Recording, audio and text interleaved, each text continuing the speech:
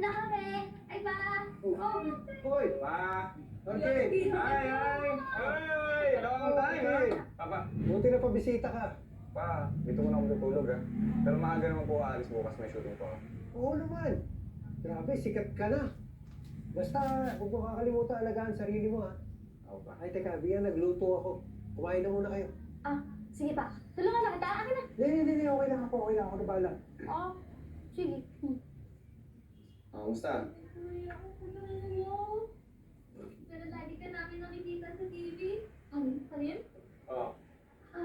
Refresh. Alam mo, Kuya Arkin, parang pwede na rin ako dyan sa TV eh. Sige nga. Refreshing!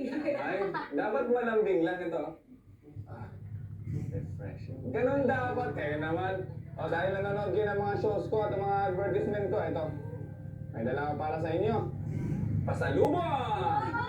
Ito sa'yo. Malaruan. Ito snacks. Ito naman. Mamaya na yan ha. After dinner na. After dinner. Siyempre alam ko ano ka ba.